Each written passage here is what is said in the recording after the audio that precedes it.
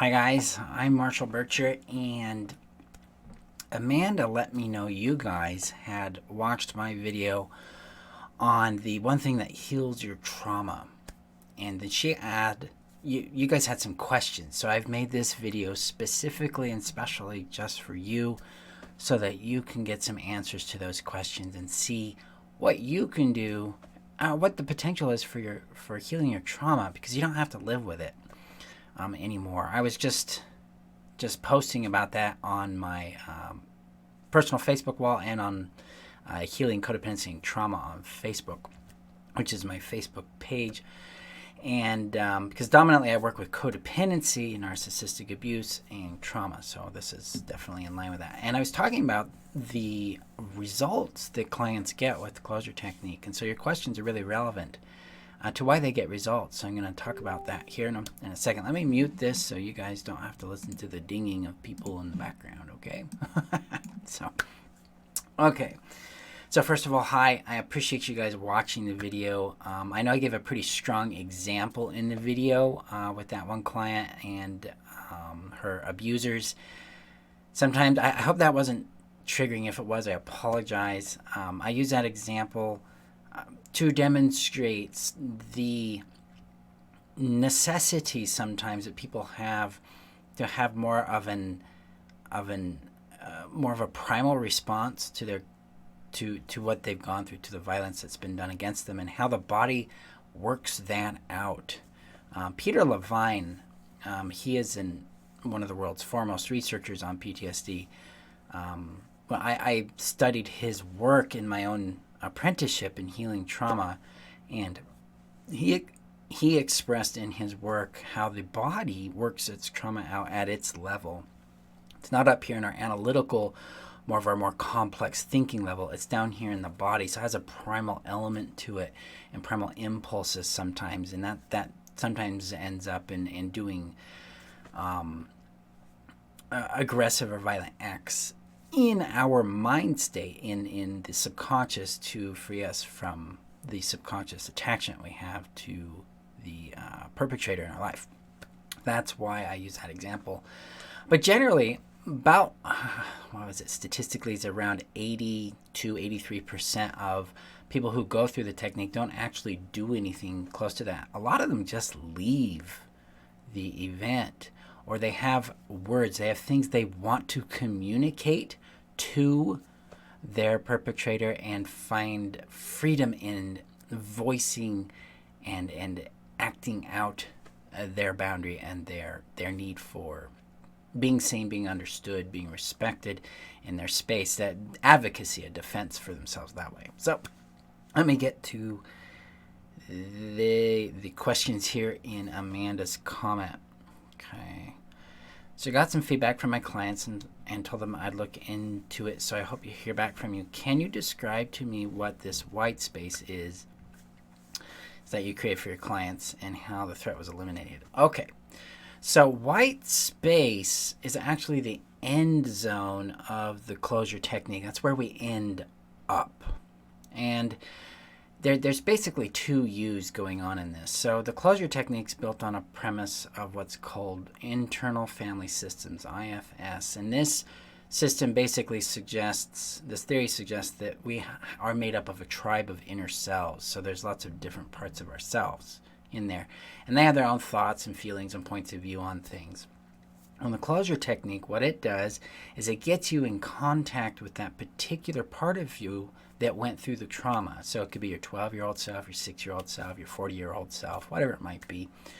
And then once we get in contact with them in a space that is similar to the white space. So let me back it up. The white space is where we end the technique. Between that, the ending and the beginning, is the space in which that aspect of self that went through the trauma exists. And so we connect with them where they're at, and typically it'll have some elements of the environment where the trauma occurred. A lot of times it's a bedroom, or it's in a car, or sometimes it's outside. Maybe you'll smell it, but you won't see anything. Maybe you'll hear it, but you won't smell it, or you could have all three. It actually doesn't matter because the trauma gets resolved at the emotional level, at the sensations, the somatic level of the body. So I really don't have to have access to the memory so much as we need to have access or be connected to the part of us that went through it, if that makes sense.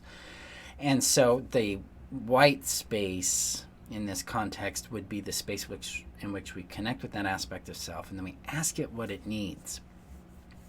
And the reason why we do that is because trauma is the experience of two specific things happening. Safety is removed from us, and then we have a need that was unmet. And it needs to be met so that part of ourself can let go and move on. It can get closure or resolution. And so when in trauma we've lost safety, so we can't get the need met, so we freeze. And the nervous system goes into a high state of alert called sympathetic response. The amygdala takes over, and then the brain freezes because it needs to play dead in order to outlive the threat, right? And then once the threat is gone, if we get out of the way cognitively and move through the process of thaw, we'll heal. But we're not trained in that. We're not taught how to let our brains do that, let our body do that. Instead, we kind of get stuck because, again, we're not safe. And since we're not safe, we can't actually let go of the rigidity we have in our body and our nervous system now because we're still trying to protect ourselves. Once we feel safe, then we can access the need that was going on before the trauma happened. Okay? So, for instance, often the first need is safety, and then the second need is to be cared about, to be cared for in what happened to us. So I'll give you a personal example from my life and some trauma. I was physically abused growing up, and in one of the events, what I needed was to be seen, to be heard, to be cared for. Instead, I got physically hit. Okay? And so in my closure session with that, it was really about being seen and heard, and then having the safety to move on from it. And so the anger of being hit, I was able to defend myself in that closure session, and then I was able to be nurtured in what I really needed, which was to be seen and heard, because I'd been bullied at school and I needed to be cared for. So once that need was met, then I had no more necessity to hold on to that event. I was able to integrate my need and move on from the event, and then I was done with the session. Does that make sense, guys? Let me know if that makes sense. So that's really what it's about. We meet the first need, which is restoring safety, and then we meet the need that shows up after that, and then typically the aspect of self at that point has a want. They have a desire. They want to go out and play. They want to go on with life. They want to do something, and then we give them that, and in that point in the closure technique, we transition them to a new space where it's created just for them, where they get their need met, and then when that's complete, we transition to the white space and then back into reality. So that is my answer to that question. Let's see. You mentioned, the question, but how was it done with the woman who wanted to castrate her predators? Well, in her experience, and in any experience with the closure technique, it's actually about connecting again with that aspect of self, asking them what they need, and then allowing them to act it out in that space. And when I'm guiding the client through that, I'm asking them, how does that feel in your body? What is your body doing? And a lot of times they report back that they're shaking, they're tense, they can feel themselves doing the action. Maybe they're hitting the person, or they're setting them on fire, they're yelling at them, whatever it might be. And all of those things have happened with clients over the years in their liberation. So they're feeling it, and then eventually it's done. They just feel this relief and this sense of, I'm done with this, I can move on, I'm good to go. So what that is actually doing is it's resolving all the fight energy and flight energy that was frozen in the body during the original trauma, and allowing it to act itself out to a place of completion, so that the amygdala in our brain, and the hippocampus and the prefrontal cortex start to communicate again, and that regulates a new memory into the hippocampus and a new sensation into the amygdala, and it starts to reference that instead of the old trauma, and that's what calms it down. So if we're looking at that in a neurological way, that's what would be going on there. So at least that's the science behind it, the theory behind it, I'd say. So, and how that is transacted is through the closure technique. It's not something you can do on your own. Just like if you had a heart condition, you can't do a bypass surgery on your own, right? You've got to have a specialist that does that, someone who's trained in how to do that. And myself and I have 2 other practitioners that I've trained in it can help you through that process. So she left the session feeling free because there was closure in that event. That part of her that had gone through those horrific events had found peace with the event and was then transitioned into a state of living for itself that it really enjoyed. I don't recall what that world was. That was like almost 9 years ago for her. She passed away earlier this year, so I wouldn't be able to ask her. All right, so, but that's the resolution. See, guys, trauma isn't in our conscious state. We're experiencing the trauma in the conscious state with the repetition, the flashbacks, the emotional hijacks, the nightmares, stuff like that. But it's actually somatic. It's in the body, and the brain's just displaying that message to us. So we can't fix it here in our thinking. We have to go a little deeper into the subconscious, into the somatic self, and work with it at its level. The technique relates, how does this relate to other forms of trauma that are not necessarily associated with a fear response? Like death of a loved one, right? I have some personal experience with that. My mother died when I was 10 from brain cancer. And death, another aspect of trauma is often the trauma isn't the event itself, it's what happens afterwards. We're not allowed to thaw, we're not believed, we're not protected, we're not supported, we're not nurtured, we're left alone, and that leaves us feeling unsafe, which causes us to paralyze or freeze, and we can't move through the thawing and grieving process. So let's take, for instance, the loss of a loved one. We all lose people, right? We've lost pets, we've lost people, we've had to go through breakups. So grief is something that our bodies and our creature is naturally capable of dealing with, as long as we're given the space to move through the emotional experience of it. So it really depends on the context of the loved one. If you're really grieving and you're not making progress, then we need to assess whether or not there's fear about letting go, or whether there's some intervening false beliefs that keep it stuck about you or about them. There could be survivor's guilt that's keeping you stuck. There could be the fear of what life is without them, and that can be really hard to face.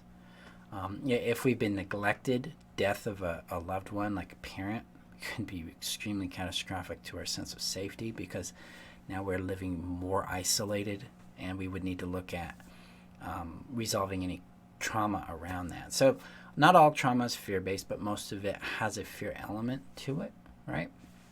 So, but I have seen this work well with breakups,